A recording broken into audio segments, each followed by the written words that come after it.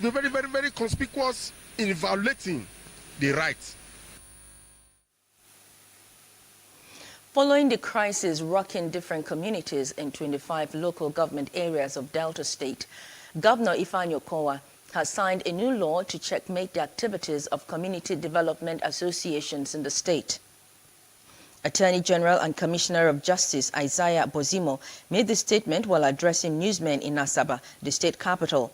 Bozimo said over time the CDA issue has created a major problem in different communities and has led to loss of lives and properties.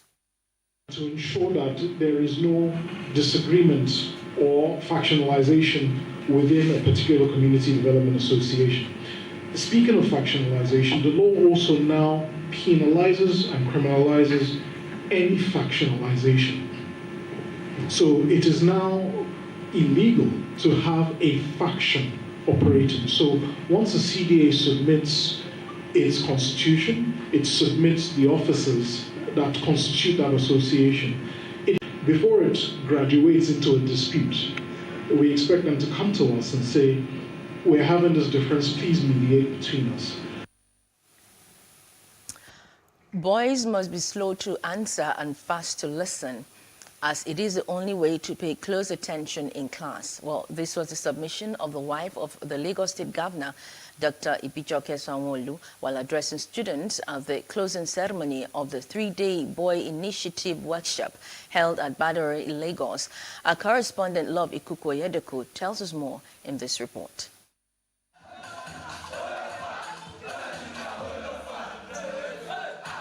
It was expository, educating and informative for these boys. About 160 of them, selected from secondary schools, special correctional centers and orphanage homes across the state, took part in the 3-day workshop. The boys were taken through a series of topics ranging from security to drug abuse, cultism, vocational education, media literacy, family values, and sexual and gender-based violence, among others. You must confirm every video you see, every story that you get, every picture you see. You must confirm first before you forward to other people. Looking at you young men today, coming here through the knowledge or the active participation of the First Lady is a transformational experience that you must hold sacred. The workshop was an essential component of the Novel Boy Child Initiative of the First Lady of Lagos State. It was designed to bring issues affecting boys to the front burner and provide workable solutions. Applauding the Boy Child Initiative, identifying with the Boy Child Initiative, we purposely call them into this meeting so that they see what the charge is about, they take it back into the different ministries, they take it back to make policies. They understand the challenges that we have. They're not new. Manpower, capacity development, very important. The infrastructure to keep on improving it. Topmost on Dr. Ibijoke Sanwo-Olu's mind was catching these boys young and making them problem solvers. There's nothing stopping our children from sweeping the floor in the morning, dusting their environment before they go to their classes, ensuring that their beds are laid. Any bed that is not made, that child has to come back. In their goodwill messages, officials of the Lagos State government harped on the need for participants to shun social vices and concentrate on their academics. This ceremony saw some of the boys cutting away awards and other prizes. Love Ikuku-Oyedeku, PlusTV News. Some young entrepreneurs who are into production of staple foods in Osun State have commended the monthly food support scheme initiated by the administration of Governor Gboyega Oyetola. They said the scheme aimed at cushioning the socio-economic effects of the hardship occasioned by prevailing global economic downturn and COVID-19 pandemic on the vulnerable citizens, has also opened myriads of opportunities for others to leverage on. Governor Oyetola, who was represented by the Secretary to the State Government, Wale Oyebamiji, said the distribution of Gari has helped to complement the economic value chain projected by the government. In his remarks, the Commissioner for Special Duties and Regional Integration, Olalekan Badmus, said the administration of Governor Oyetola would continue to sustain the scheme. I'm a Gari processor, so it's such a project I cannot do alone. I have so many of them working under me. So the reflection of the project, the positive impact and the reflection of the project, the same positive impact that the project have on me has also been transferred to those people working under me. So they are presently joyful that they are benefiting from the government, and majority of them are even saying this is the first time that the government would reach out to them directly. If we are encouraging young men and women to go to farming, we as a government, we have a responsibility to ensure that they have patronage, to ensure that they have support, so that back to farm will be meaningful. It's not easy to encourage a young man today to go to farm. So this production of Gari, which is essentially producers by the people of Osun in Osun, will be an encouragement to boost the economy and by extension the economy of the state. We hope the young ones can also come out into farming, and as much as possible the government of Alhaji Saka Adegboyega Oyetola will continue to encourage entrepreneurs, will continue to encourage agri-pioneers in the state, and we'll see how we can continue to improve on the Oúnjẹ Ìlérí program that we're actually doing. Still ahead, Uganda to jail those who refuse COVID-19 vaccination. Details when we return.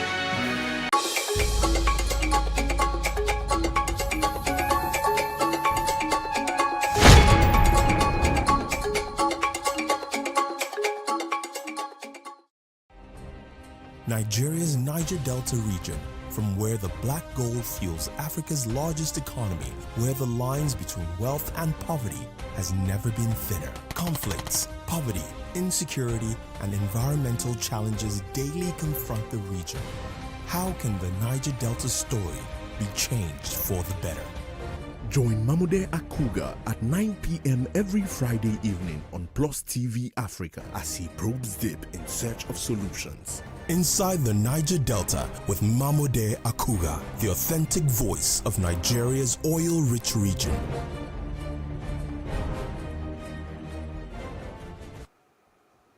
Welcome back. You're still watching news now on PlusTvAfrica. Moving to other parts of the continent, local officials say about 63 people have died after an explosion at a makeshift gold mine in a village in southwest Burkina Faso. Witnesses say the blast happened in a market at the gold mining site when dynamite stored there caught fire. Dozens of injured people have been evacuated to the nearest hospital. This is the scene after an explosion at an informal gold mine in southwestern Burkina Faso. The blast on Monday has killed around 60 people and injured dozens more, according to state television citing local officials. Anthony Silvanos Douaba, High Commissioner for Pony Province, said the cause of the explosion is not yet known, but that it was probably caused by explosives. When we arrived, the bodies were scattered. So with the security personnel which came to reinforce, we had to secure the area and use volunteers to evacuate the bodies. Burkina Faso is home to some major gold mines, but also hundreds of smaller sites that operate without oversight or regulation. Children frequently work in the so-called artisanal mines, and accidents are common. Ethiopia's Prime Minister Abiy Ahmed is set to address the country's federal parliament on the conflict between government forces and Tigrayan rebels in the north. It will be his first time addressing parliament since he won a second term in office in June 2021. Ethiopian federal forces have been fighting rebels loyal to the Tigray People's Liberation Front since November 2020. The country is also messed in a border row with Sudan and a dispute with Egypt and Khartoum over the Grand Ethiopian Renaissance Dam on the Blue Nile River. On Sunday, Mr. Abiy announced the start of electricity generation from the controversial dam, prompting angry reactions from Egypt and Sudan. And judgment has been reserved in the Shogo Faso Pule murder case in the South Gauteng High Court in Johannesburg. This is after both the state and defense submitted closing arguments. Ntutuko Shoba has been accused of being the mastermind behind Pule's murder. She was killed when she was 8 months pregnant. The state says it has proved its case beyond a reasonable doubt. However, the defense says there were flaws in the investigation. Defense lawyer Norman Makubela says the state has not been able to prove that Ntutuko Shoba had hand in Pule's murder. Mokapele says the state relied heavily on a version that was provided by convicted killer Muzi Melepen, who they contend has been an unreliable witness. Makubela therefore submitted that the court should reject his version of events. Ugandans who refuse COVID-19 vaccinations are likely to face a jail term of 6 months if they fail to pay a proposed fine of 4 million Ugandan shillings. The Parliamentary Committee on Health has begun scrutinizing Public Health Amendment Bill 2021, which seeks to make coronavirus vaccinations mandatory. In a statement, the Health Minister, Jane Ruth Aceng, informed the House that the amendment is important to repeal the obsolete provisions, revise the fines for offences committed, and protect citizens. The statement did not say when the proposed law was likely to be brought before all members of Parliament for approval. With a population of 45 million, only 16 million jabs have been administered. Officials say the public has been reluctant in taking the jab, resulting in a low turnout. And going outside of the continent, Russian President Vladimir Putin has ordered troops into 2 rebel-held regions in eastern Ukraine after recognizing them as independent states. Russia said the troops have not yet been deployed but will be peacekeeping in the regions, which it has backed since 2014. The U.S. said calling them peacekeepers was, quote, nonsense, and accused Russia of creating a pretext of eastern Ukraine as independent. Protesters warned Russian forces from advancing on the capital itself. Putin said the territory Russia had recognized as independent covered the entire Donetsk and Luhansk regions, not merely the parts currently controlled by the separatists, a move that appeared to increase the likelihood of conflict.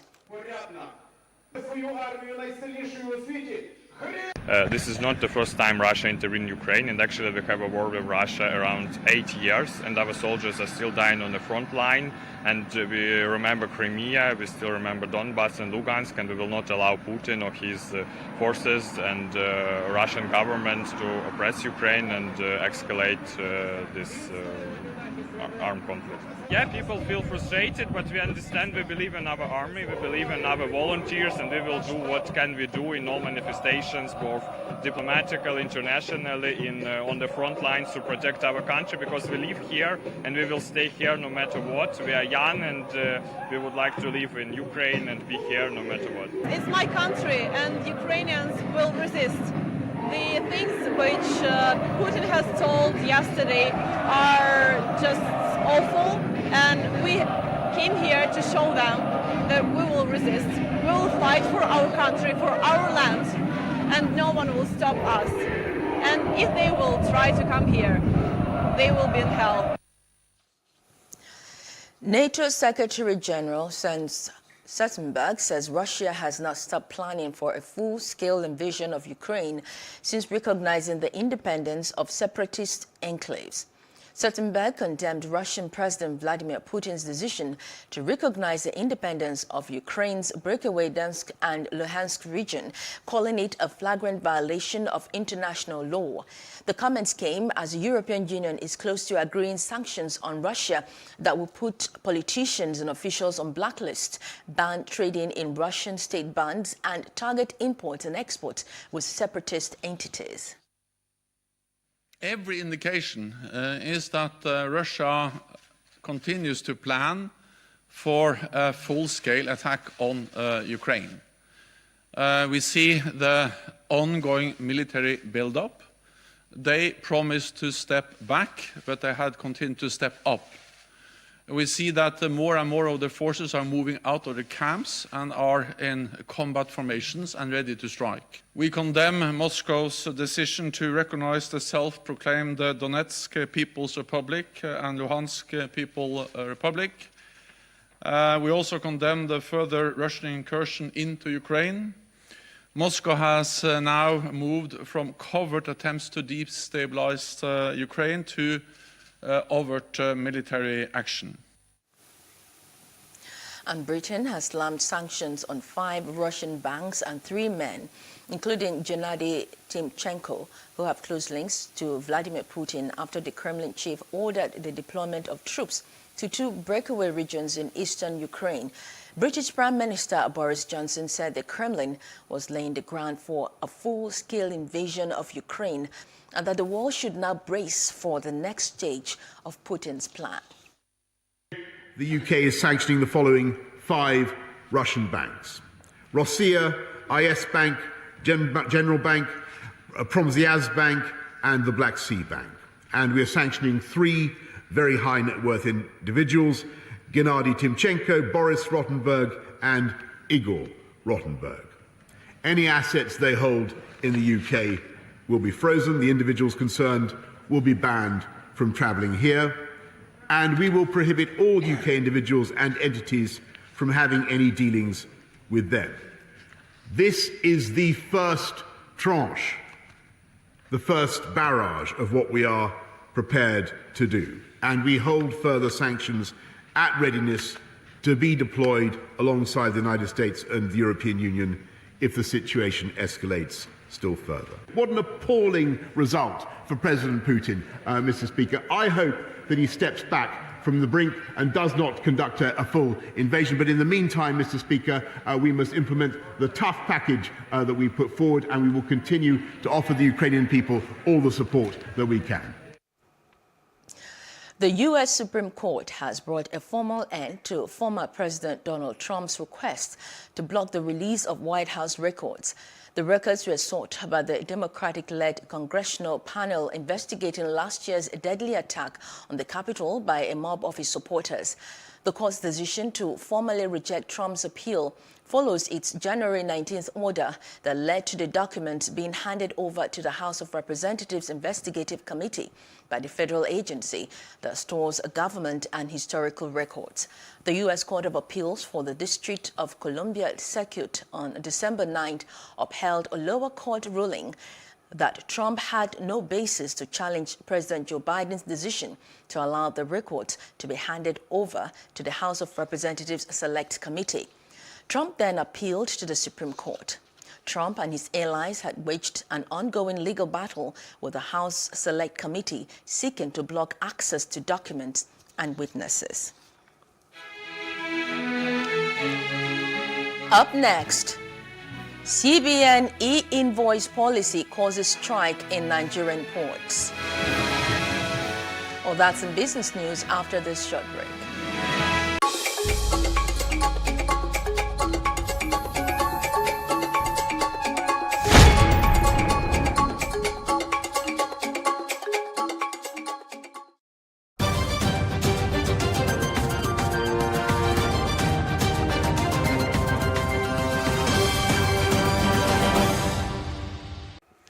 You're welcome to the business news. My name is Adibanke Odunui. The CBN's implementation of the e-evaluation and e-invoice policy has caused major problems in ports. Port activities at Tin Can Island and the Port and Terminal Multipurpose Limited may have come to a halt. This is following the withdrawal of services by agents and freight forwarders working at the 2 ports. If the demands are not met, the agents have vowed to expand the strike to all of Lagos State's ports, including Apapa and the Kirikiri Lighter Terminal. The CBN had announced the introduction of e-invoicing for all imports and exports in the country, effective February 1st, 2022. Nairametrics also reported that the Nigerian House of Representatives had asked the CBN to halt the implementation of the policy. The Nigerian Communications Commission (NCC) says it is committed to the implementation of various regulatory initiatives and programs. The NCC pointedly promised the deployment of fiber infrastructure and with infrastructure companies to deploy broadband in all 774 local government areas of Nigeria. The Executive Vice Chairman and Chief Executive Officer of the NCC is Professor Umar Garba Dambata. He disclosed this plan during an interview at the Commission's head office in Abuja on Monday. He stated that the federal government is working towards addressing the infrastructure gaps. He commended both state and non-state actors for the vision, diligence, and continued dedication to the implementation of the Nigerian National Broadband Plan (NNBP) 2020 to 2025. And prices of non-of oil for the two major benchmarks have rallied more than $2 on Tuesday as investors worry about supply disruptions due to tensions between Russia and Ukraine.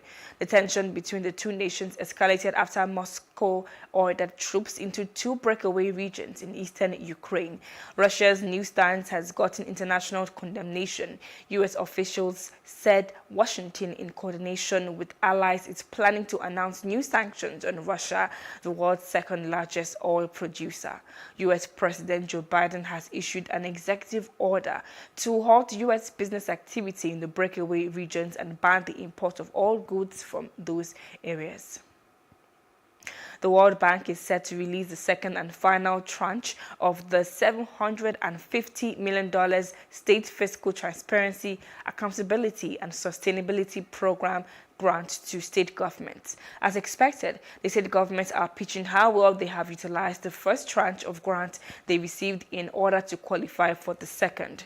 To qualify for the next round of the grant, state governments have increased their compliance to the required disbursement-linked indicators of the World Bank. And that is the business news. I am Adebanke Udunui. The news continues.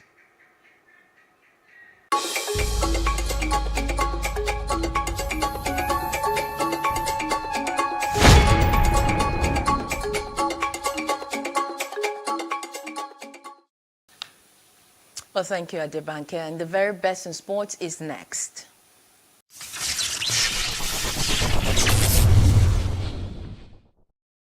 Hello and welcome to Sports News on Plus TV Africa. Double world champion Fernando Alonso is headed into the Formula One season in optimistic mood, with the Spaniard hoping the new 2022 rules can deliver enough of a shake-up to put his Alpine team in the fight at the front. The 40-year-old returned to the sport last year, signing for the same Enstone-based outfit with whom he won his two titles in 2005 and 2006 when they ran as Renault. But his sights had always been set on the 2022 rules overhaul, billed as the most sweeping in decades. Formula One's new rules, featuring a complete redesign of the cars, are aimed at delivering better racing. Together with a more restrictive cost cap, they could put more teams in the mix at the front, if not completely reset the competitive order. Renault-owned Alpine, however, are tempering hope with realism. Second year with Alpine, and yeah, I'm more optimistic than last year probably, because the new rules gives you that hope that everything can change, and you certainly be competitive, you know, from race one. So I'm optimistic, confident. I think the team did a good job with the car, and we're ready to go. I think about the new regulations, probably the best thing or the hope is that we can follow each other closer on track. So maybe that provides more action, more overtaking opportunities, close fights, and that's probably better for everybody, for the show, for the spectators, but also for us drivers. In a story of hope and defiance of gender boundaries in a region of the world where women's sports and participation is so limited, one former athlete has set herself a mission to help develop women's sports in Iraq. Rasha Refat, former athlete and cycling trainer, offers free cycling classes to young girls, even though she herself almost abandoned cycling after being badly injured in a competition. As a former member of Iraq's national cycling team, she knows how hard the journey to a professional cycling career can be and now uses her own experiences as a source of strength.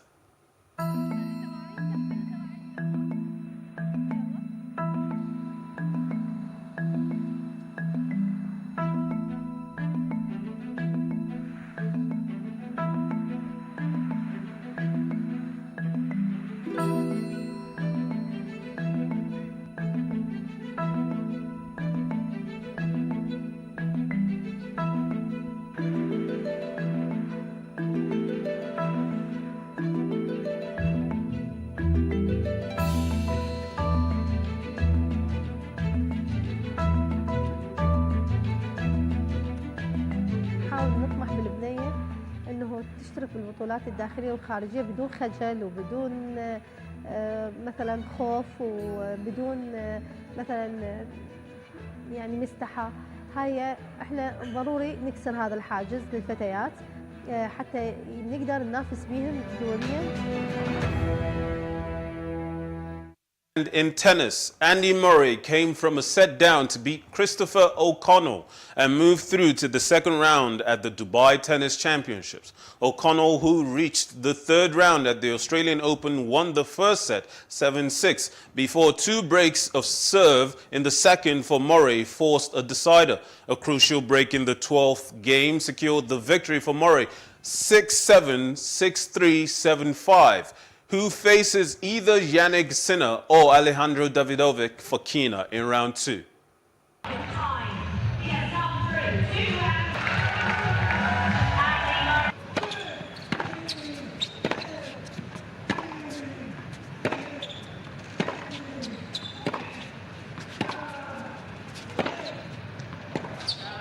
Mr. Murray change the call.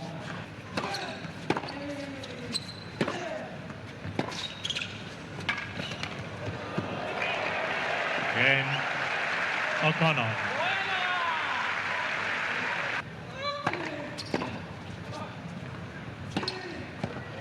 Game Murray.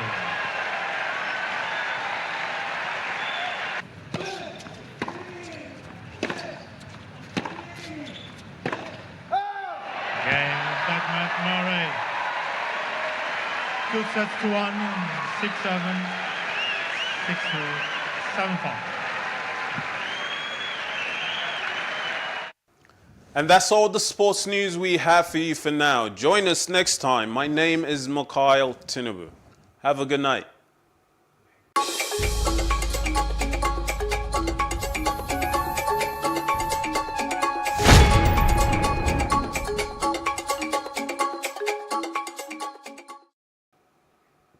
And the main news again.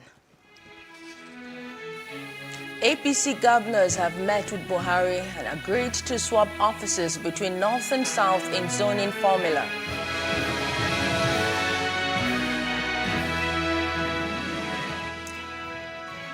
House of Reps has grilled MRS Britannia U Mekifi consortium over bad fuel importation. An explosion death toll from Burkina Faso illegal gold mines has risen to 63.